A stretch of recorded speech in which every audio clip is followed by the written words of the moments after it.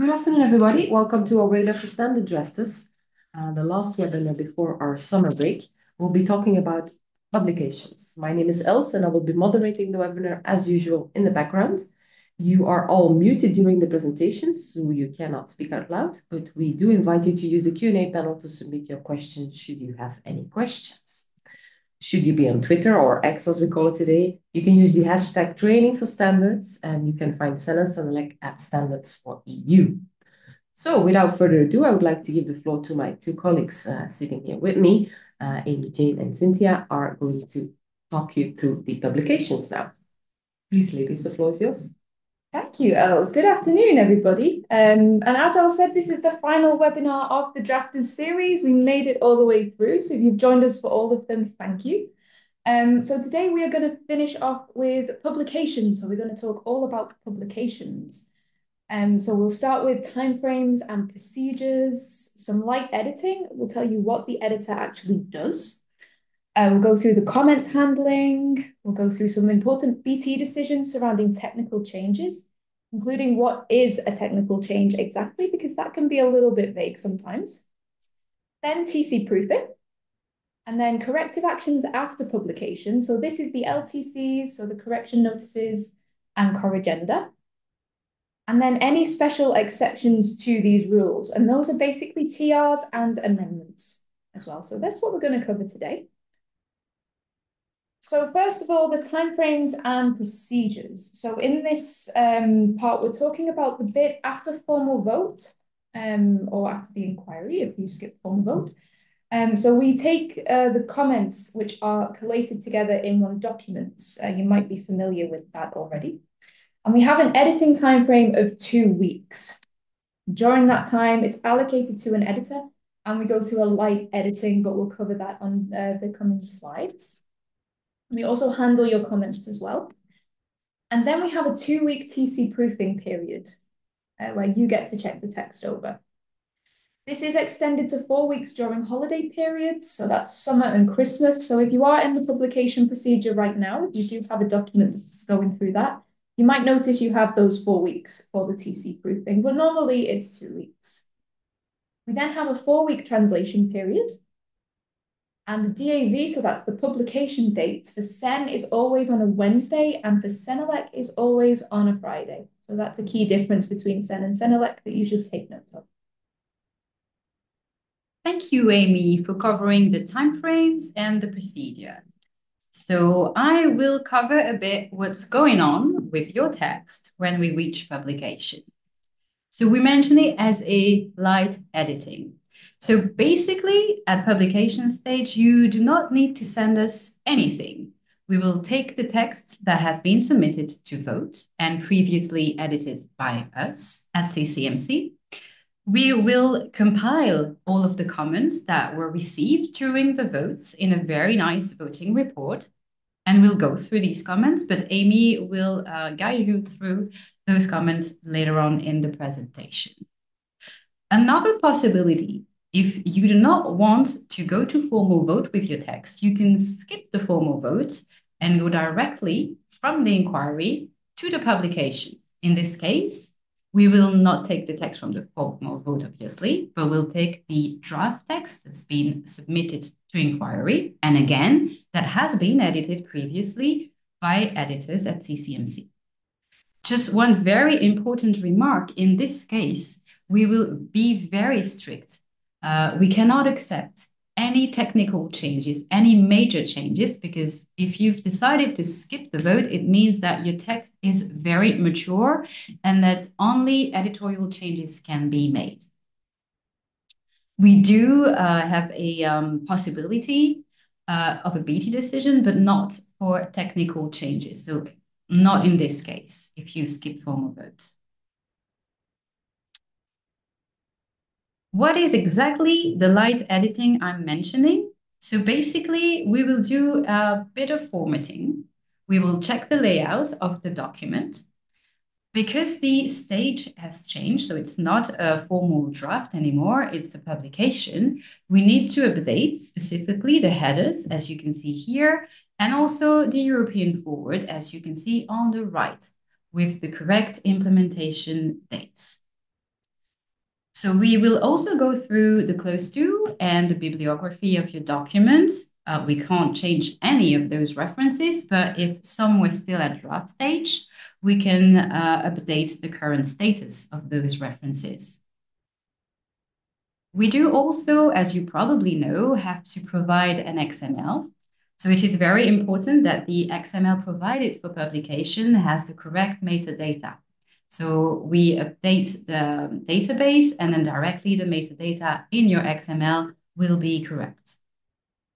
Something else that we'll also look for is the grammar and the punctuation because nobody is perfect. So some tiny mistakes can still be in your text. So these we can correct.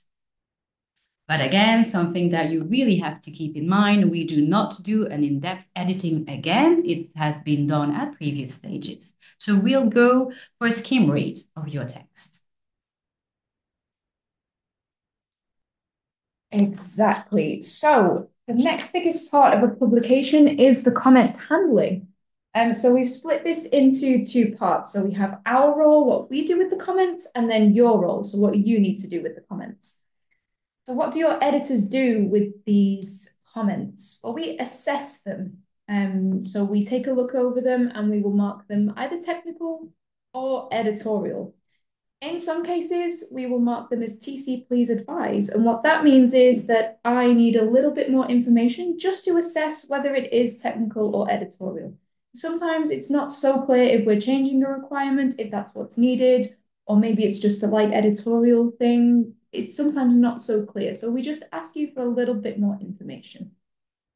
And then, of course, we have some comments for translation colleagues too. So sometimes people will comment on the French or the German text, something like that, and we just pass those on to our translators.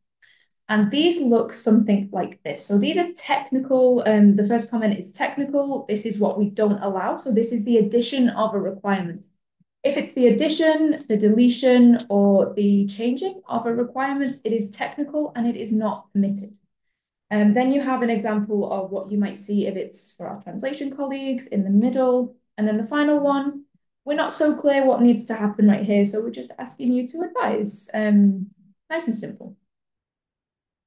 Very simply, what we can accept is, this is an example of a grammatical error that was made. Chocolate and waffles is good desserts, not great grammar, so we would change that and we would accept that. And it's worth noting each editor does write things a little differently, but this is generally what you will see in that comments template. So we'll also make any edits that we make within the publication text, and we'll put this into the comments template too. So if there's something that we don't understand, maybe that we've noticed, if there's a citation that's wrong, something like that, we'll pop that into the comments template as well. Then we take those comments, all of them made by our members, and we implement them into the final draft. So we are responsible for making all of those changes. Now, drafters can be proactive and can do that work for us if you want to, ahead of the editing. But just let us know as soon as possible if that's what you want to do. Even if you don't have the comments template yet, it's worth just letting us know that that's something that might interest you. And please note, editors still check all of the changes. This is not a way for you to be sneaky and get things past us. We still check everything. We still get the TC proofing period, 2 weeks or 4 weeks, depending on where we are. And it does not guarantee that all the comments you accept will be accepted without question. We still check everything. We still make sure that there's no technical changes being made. But if you're going to be on holiday or there's maybe 2 or 3 comments and you don't really need the full period for proofing, this might be an interesting option for you. Now, a little bit on your role. So what do you need to do with these comments? Well, of course, you need to carefully check them. That goes without saying, I think. Add your responses into the same template. We often get people making copies and doing crazy things. Just keep it all in the same template that we use.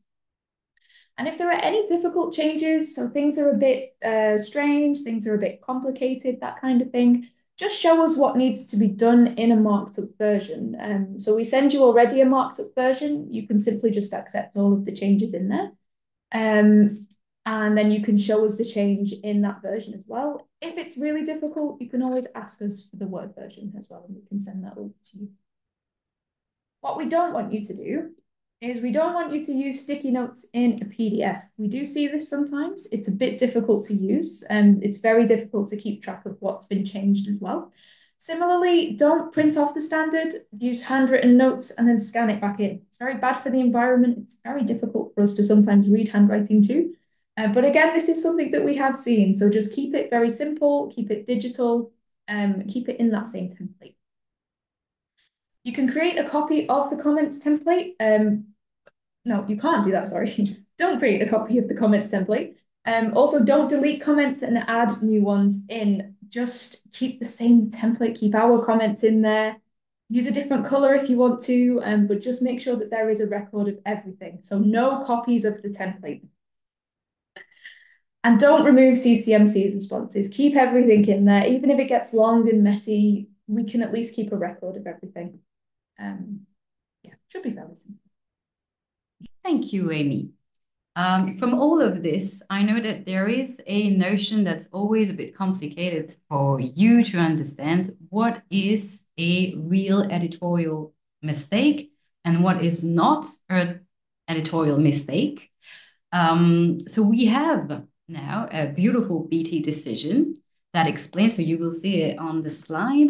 I will not read through the decision, I will let you do it, but basically, what is an editorial mistake? As Amy has shown you, something that's very grammatical, a punctuation. I've just had one publication where a word was in French and it should have been in English. So that's very obvious. That's editorial. The rest, I would say, if you want to change a figure, if you want to change a formula, if you want to turn a recommendation into a requirement, these are obvious technical mistakes. One thing that you need to know, thanks to that decision, we can say that if we have to go back and forth and discuss the matter with you or with many people of your TCO working group, it is obvious to us also that this is not a simple editorial mistake. This is clearly a technical issue, and therefore we are not allowed to take this change into consideration. Anyway, if you really need to make a change to your document at publication stage, there is one procedure that we'll explain at the second slide. That's the BT decision after the formal vote to incorporate technical changes. Another solution, if after the end of the formal vote you realize that there are a lot of changes that you still need to do to your text, why not go for a second formal vote? That's also a possibility, rather than publish a document that is really not correct. So let's talk about this BT decision after formal votes. So basically, if technical changes are required, you are allowed to request for a BT decision on that new text.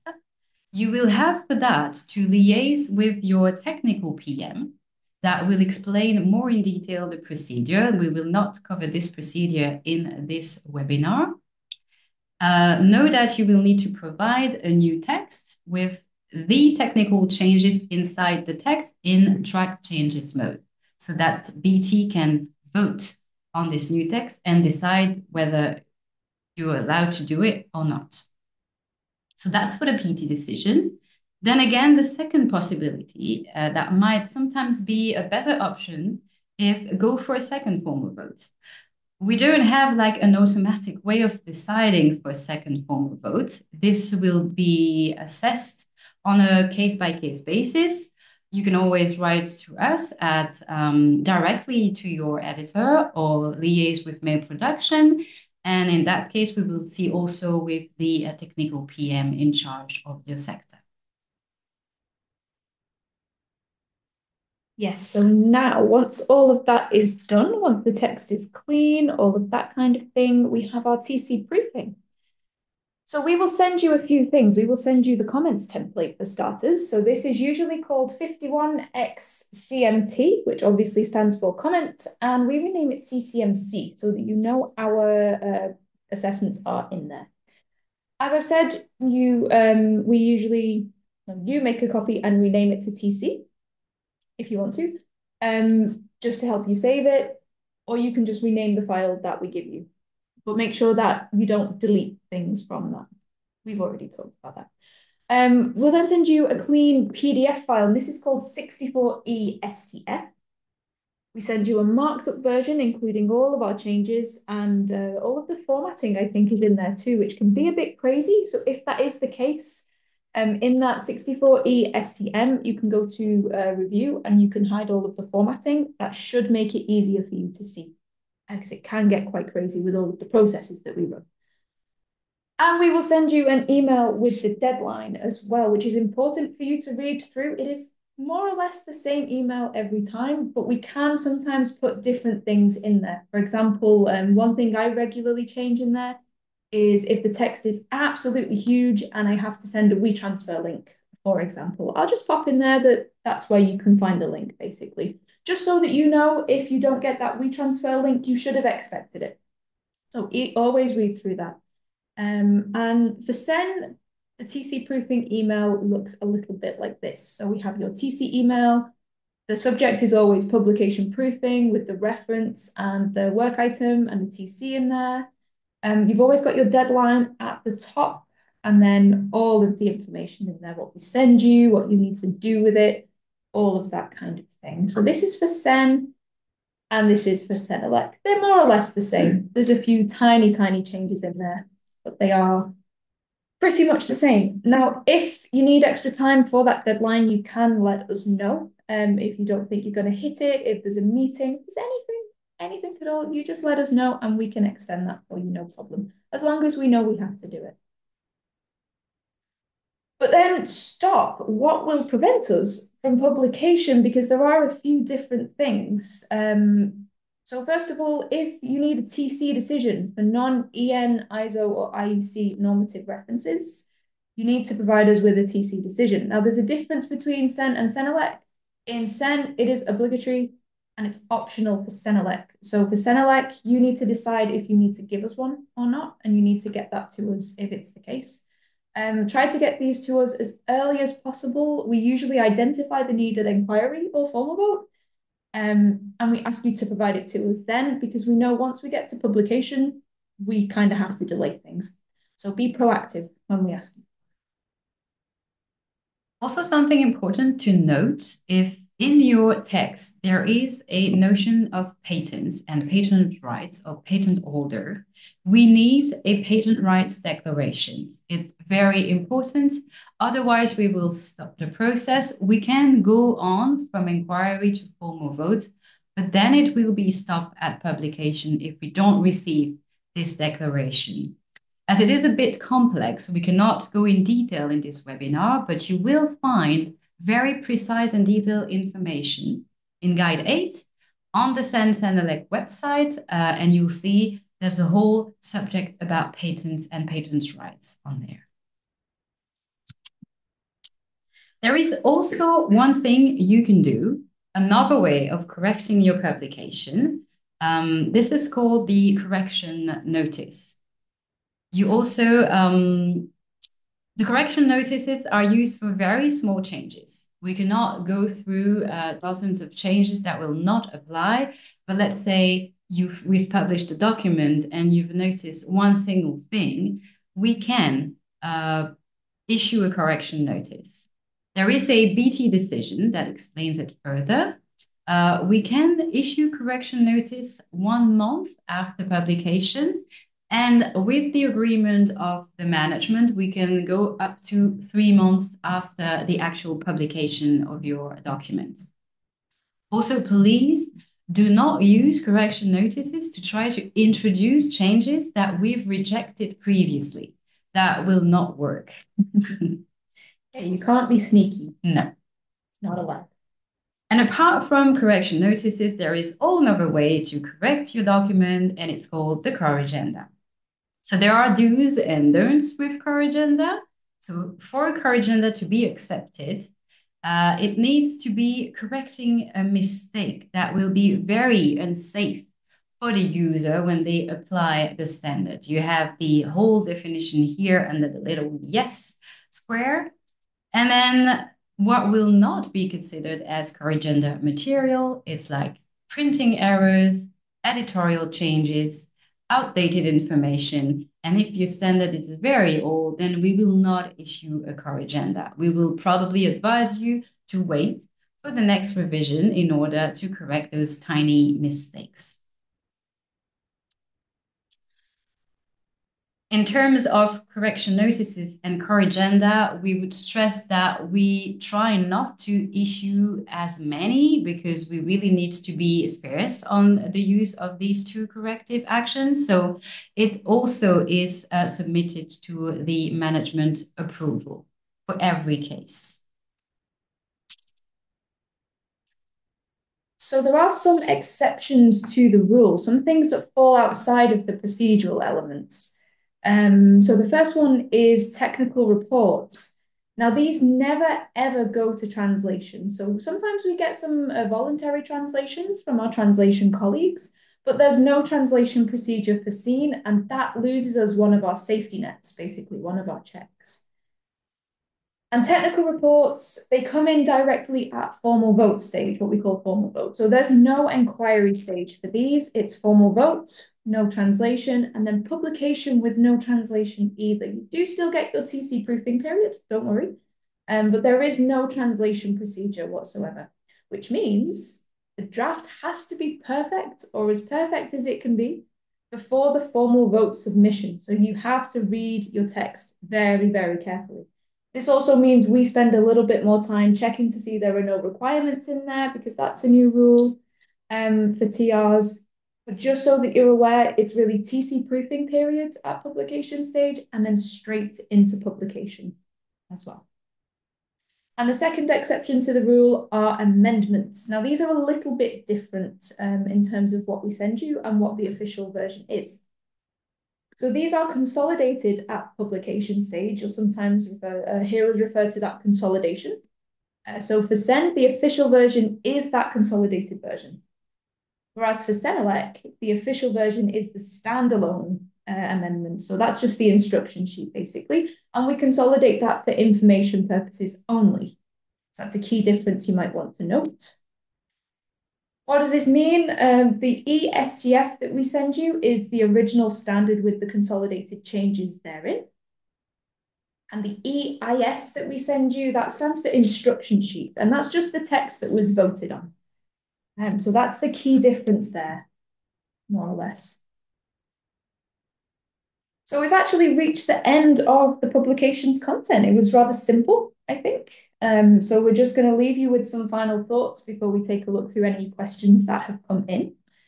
But the first one, we've said this throughout this webinar series, and we will continue to say it for as long as we live. Read your text carefully before you submit it, because once we get to publication stage, what we can change is very, very limited, because we do just do that light edit. Also, you can always go back and re-watch all of these beautiful webinars that have been going on through this year. Yes. If you have any general questions, so questions about a procedure, questions about whatever, you can contact Mail Production.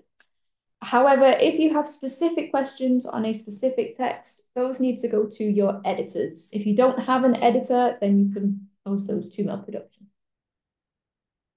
And we also offer personalized trainings as well. So if the webinars have not been enough for you, or maybe you want something a little more detailed, or maybe you want something specific, and you don't find it in the webinars or on the CEN or CENELEC boss sites, anything like that, get in touch and we can set something up for you. We can also take a very quick look over drafts before you submit them to us, just to make sure you're on the right track. So if there's any part of the text that you're not sure about, if IR3 is still driving you crazy, get in touch and we can help you out with that.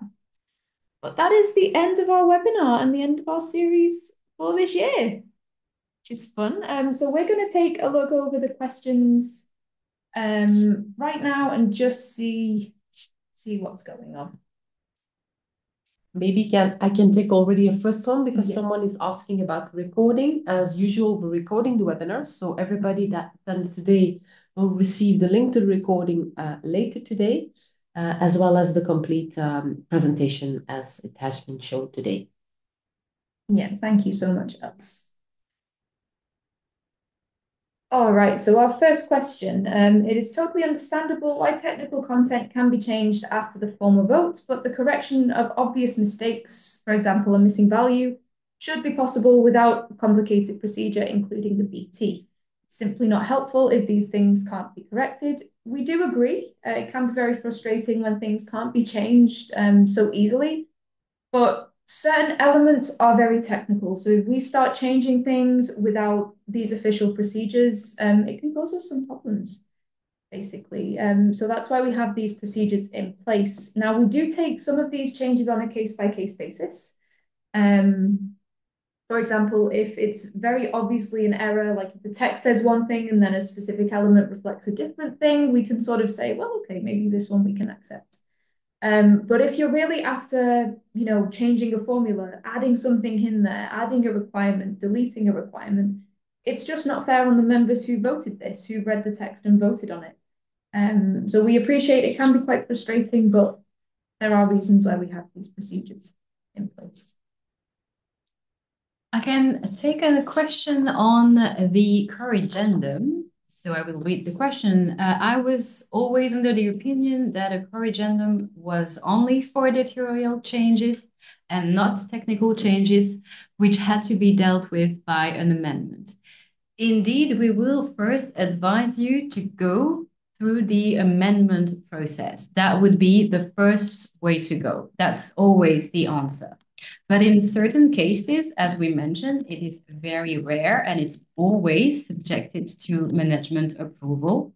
If you have just issued a publication and there is something very, very incorrect and very unsafe for the application of the standards, you can put a request and then the management will discuss and as an exception will allow us to issue a corrigenda. So yes, the first way to correct is always through amendment, but we can be flexible and we understand, as I said earlier, that nobody is perfect.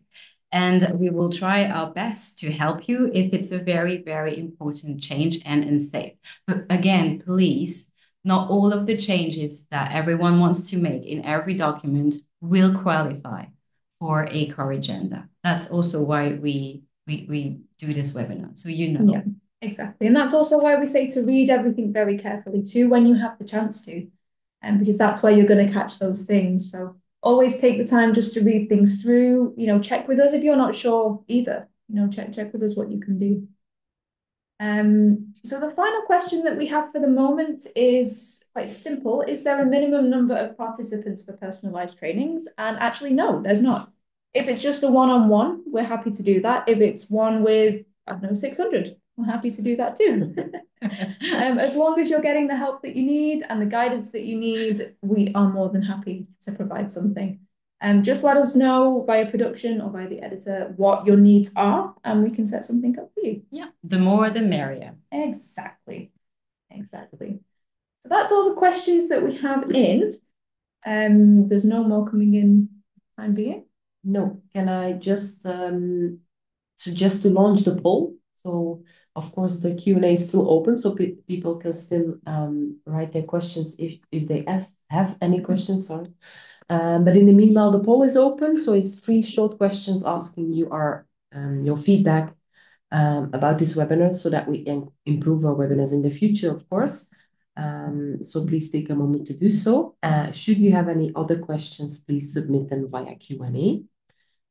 As said, the webinar has been recorded, so you will receive the recording in the inbox as well as the presentation. And we'll make sure also to have a little Q&A report available.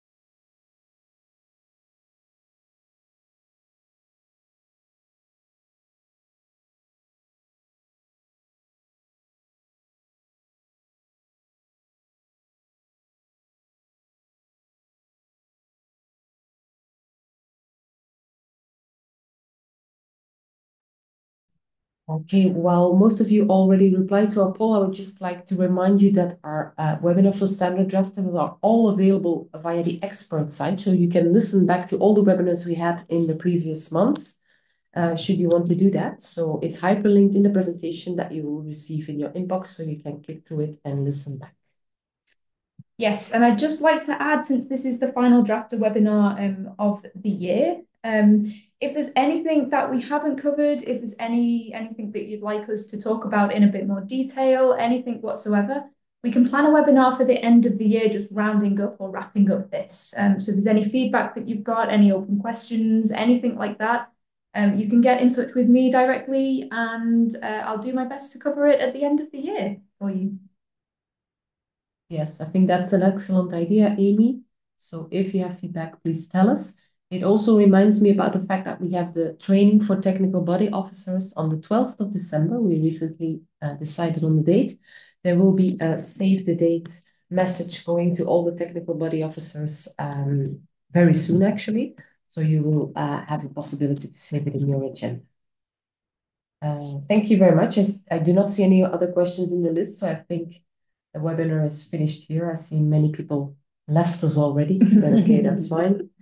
Then all I have to do is thank you, Amy and Cynthia, for the presentation, and thank all the attendees for calling in today for our webinar. And then everybody, of course, have a nice holidays, enjoy the summer, and we'll see you back in September. Bye-bye. Thank you. Bye.